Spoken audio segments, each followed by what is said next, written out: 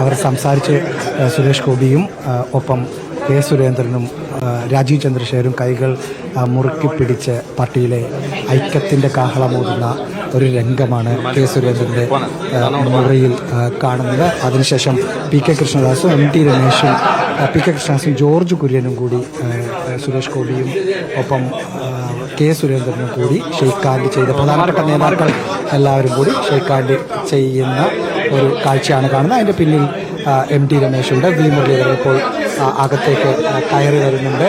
പഴയ Calicut university V C Abdul Salam അടക്കമുള്ള J Padmakumar അടക്കമുള്ള ആളുകളെല്ലാം തന്നെയുണ്ട്. ചെറിയൊരു മുറിയാണ്. ആ മുറിയിൽ ആളുകൾ സംസാരിക്കുകയാണ്. ഇപ്പോൾ പ്രത്യേകിച്ച് സ്റ്റിൽ ക്യാമറ കൈകൊടുക്കുന്ന വിഷ്വൽ വേണം അല്ലെങ്കിൽ ഫോട്ടോ വേണമെന്ന് ആവശ്യപ്പെട്ടപ്പോൾ അതിനുവേണ്ടിയുള്ള കേസ് ആവശ്യമുണ്ട്. ആളുകൾ ഇപ്പോൾ ഷെയ്ക്ക് ഹാൻഡ് കൊടുത്ത് ഒരു കൈക്ക് പുറത്ത് രാജീവ് ചന്ദ്രശേഖരൻ്റെ കൈക്ക് പുറത്ത് മറ്റ് പ്രധാനപ്പെട്ട നേതാക്കൾ കൈവച്ചിട്ട് ഞങ്ങൾ ഒന്നാണ്. സുരേഷ് ഗോപി എന്തോ പറയുന്നത്.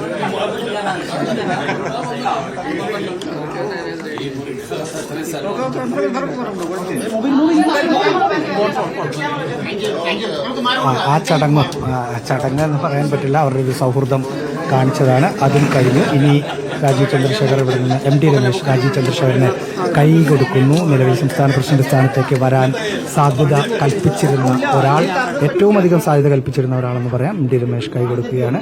ആ മുറിക്കകത്ത് നേതാക്കൾ സൗഹൃദ സംഭാഷണവുമായി നിൽക്കുകയാണ്. ശ്രുതി റഹീസ്, രാജീവ് ചന്ദ്രശേഖറിന് പുറമെ K Surendran, M T Ramesh, V Muraleedharan, Shobha Surendran എന്നിവരായിരുന്നല്ലോ പട്ടികയിലുണ്ടായിരുന്ന മറ്റ് നേതാക്കൾ.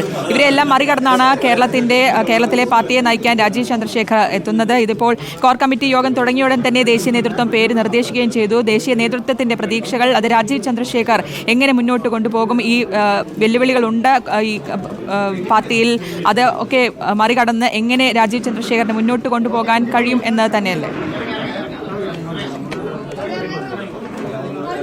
സ്വാഭാവികമായും പാർട്ടി നേതൃത്വം അങ്ങനെ തന്നെയാണ് കരുതുന്നത്. അടിമുടി രാഷ്ട്രീയക്കാരനല്ലാത്ത ഒരാൾ സംസ്ഥാന പ്രസിഡന്റ് സ്ഥാനത്തേക്ക് വരുമ്പോഴുള്ള ഗുണങ്ങളാണ് BJP കേന്ദ്ര നേതൃത്വം പ്രധാനമായും നോക്കിയത്. ഏതൊക്കെ തരത്തിൽ, കാരണം പാർട്ടികളിൽ പലതരത്തിലുള്ള ഗ്രൂപ്പുകളുള്ളപ്പോൾ ആ ഗ്രൂപ്പുകളുടെ ഒന്നും ഭാഗമല്ലാത്ത ഒരാൾ സംസ്ഥാന പ്രസിഡന്റ് സ്ഥാനത്തേക്ക് വരുമ്പോൾ അത് പാർട്ടിയിലെ ഒരു കെട്ടുറപ്പിനെ ബാധിക്കും, അല്ലെങ്കിൽ കെട്ടുറപ്പിന് നല്ലതാണ് എന്നൊരു തീരുമാനം എടുത്തതിൻ്റെ അടിസ്ഥാനത്തിൽ അതിനവരുടെ മുമ്പിൽ പലതരത്തിലുള്ള ഉദാഹരണം കൊണ്ട് തൃശ്ശൂരിൽ സുരേഷ് ഗോപി വിജയിച്ചത് ആ തരത്തിലുള്ള ഒരു ഉദാഹരണമാണ്. തിരുവനന്തപുരത്ത് രാജീവ് ചന്ദ്രശേഖർ തന്നെ വളരെ കുറഞ്ഞ വോട്ടുകൾക്കാണ് പരാജയപ്പെട്ടത്. അതായത് മുഴുവൻ സമയ രാഷ്ട്രീയ പ്രവർത്തകനല്ലാത്ത, അല്ലെങ്കിൽ ഹിന്ദുത്വ അജണ്ട പറയുന്ന, അതിനുവേണ്ടി പ്രവർത്തിക്കുന്ന ആളുകളല്ലാത്ത, സംഘപരിവാർ വോട്ടുകൾക്കപ്പുറമുള്ള വോട്ടുകൾ കൂടി ശേഖരിക്കാൻ പറ്റുന്ന ആൾ വന്നാൽ അതിൻ്റെ ഗുണമുണ്ടാകുമെന്ന് കഴിഞ്ഞ ലോക്സഭാ തെരഞ്ഞെടുപ്പ് BJPയെ പഠിപ്പിച്ചതാണ്, അല്ലെങ്കിൽ അതിൽ നിന്ന് അവരങ്ങനെ മനസ്സിലാക്കിയതാണ്. അതുകൊണ്ടാണ് അങ്ങനെ ഒരാൾ സംസ്ഥാന പ്രസിഡന്റ് സ്ഥാനത്തേക്ക് വരികയാണെങ്കിൽ അതിൻ്റെ ഒരു ഗുണം ലോക്സഭയിൽ പാർട്ടിക്ക് ലോക്സഭാ തെരഞ്ഞെടുപ്പിൽ ഉണ്ടായതുപോലെ തന്നെ പാർട്ടിക്കൊന്നാകെ ഉണ്ടാകും എന്നൊരു വിശ്വാസത്തിൻ്റെ പുറത്തിലാണ് രാജീവ് ചന്ദ്രശേഖരനെ സംസ്ഥാന പ്രസിഡന്റ് സ്ഥാനത്തേക്ക് കേന്ദ്ര നേതൃത്വം കൊണ്ടുവരുന്നത്. ഒപ്പം അതിനൊപ്പം പറയേണ്ട ഒരു കാര്യം, അതൊരു വെല്ലുവിളി കൂടി ആണ്.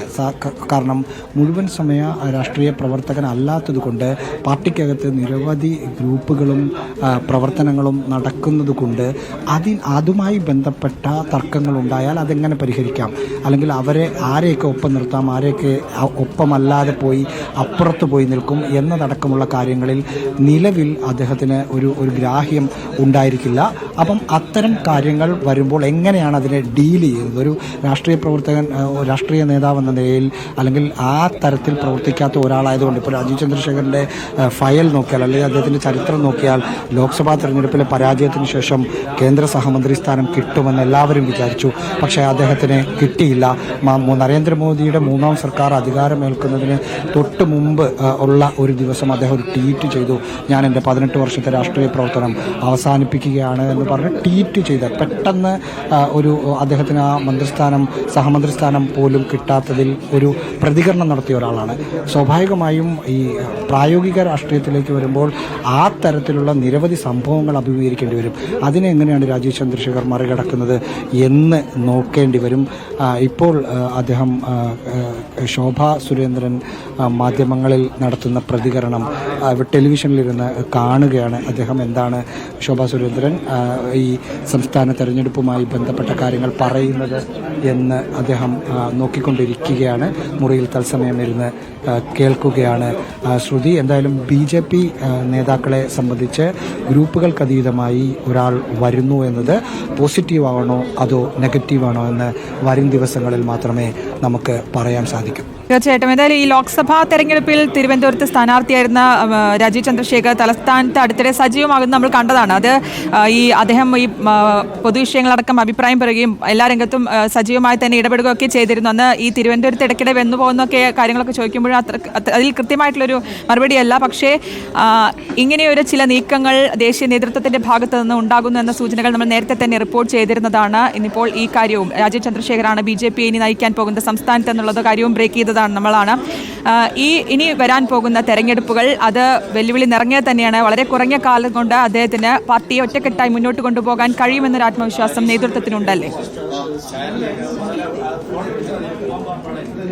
സ്വാഭാവികമായും അങ്ങനെ ഒരു ആത്മവിശ്വാസത്തിൻ്റെ അടിസ്ഥാനത്തിലാണ് മുഴുവൻ സമയ രാഷ്ട്രീയ പ്രവർത്തകരെ മറികടന്ന് അങ്ങനെയല്ലാത്ത ഒരു ടെക്നോക്രാറ്റായ പ്ലസ് രാഷ്ട്രീയക്കാരനായ ഒരാളെ ആ പദവിയിലേക്ക് അവർ കൊണ്ടുവരുന്നത്. നേരത്തെ ശ്രുതി പറഞ്ഞതുപോലെ അദ്ദേഹത്തിന് മുമ്പിൽ വളരെ കുറച്ച് മാസങ്ങൾക്കുള്ളിൽ തന്നെ ഒരു വലിയൊരു തെരഞ്ഞെടുപ്പിനെ നേരിടേണ്ടി വരും. ഒരു പാർട്ടിയെ, ഒരു മുന്നണിയെ നയിക്കേണ്ട വരും എന്ന കാര്യമാണ്. ഒരു തദ്ദേശ സ്വയംഭരണ തെരഞ്ഞെടുപ്പ് ഏറ്റവും അടുത്ത് നടക്കുന്ന ഒരു രാഷ്ട്രീയക്കാരെ സംബന്ധിച്ച് വലിയൊരു ഇവൻ്റാണ്. ആ ഇവൻ്റിൽ വിജയിച്ചു വരണം. നിലവിൽ കിട്ടിയതുപോലുള്ള തദ്ദേശ സ്വയംഭരണ സ്ഥാപനങ്ങളിലെ വോട്ട് ഷെയർ അല്ലെങ്കിൽ അംഗങ്ങളുടെ എണ്ണം നിലവിലുള്ളത് നിലനിർത്തുന്നതിനപ്പുറം കൂടുതൽ അംഗങ്ങളെ തദ്ദേശ സ്വയംഭരണ വാർഡ് മെമ്പർമാരെ, കൗൺസിലർമാരെ ഒക്കെ പിടിക്കേണ്ട ഒരു സാഹചര്യം. പ്രത്യേകിച്ച് അദ്ദേഹത്തിൻ്റെ കർമ്മമണ്ഡലം ഇനി തിരുവനന്തപുരമായിരിക്കും.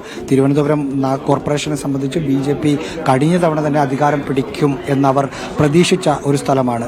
അപ്പോൾ തൃശ്ശൂർ സുരേഷ് ഗോപി വന്നതിന് പിന്നാലെ അവിടെ കോർപ്പറേഷനിൽ അധികാരം പിടിക്കാനുള്ള ഒരു ശ്രമം അവർ എല്ലാവിധേനയും നടത്തിക്കൊണ്ടിരിക്കുന്ന ഒരു സാഹചര്യമാണ്. അപ്പോൾ തിരുവനന്തപുരത്ത് തദ്ദേശ സ്വയംഭരണ തെരഞ്ഞെടുപ്പിൽ അതിൽ ഒരു നേട്ടം കൊയ്യുക എന്നത് കോർപ്പറേഷനിൽ നിലവിലുള്ള സീറ്റ് നില കൂട്ടി അധികാരത്തിൽ വരിക എന്ന തരത്തിലുള്ള പ്രവർത്തനങ്ങൾക്ക് അദ്ദേഹം നേതൃത്വം കൊടുക്കേണ്ടി വരും. അതായത് വളരെ കുറഞ്ഞ ദിവസങ്ങൾ കൊണ്ട് തന്നെ റിസൾട്ട് കാണിക്കേണ്ടി വരും എന്നതാണ് രാജീവ് ചന്ദ്രശേഖരന് മുമ്പിലുള്ള വെല്ലുവിളി.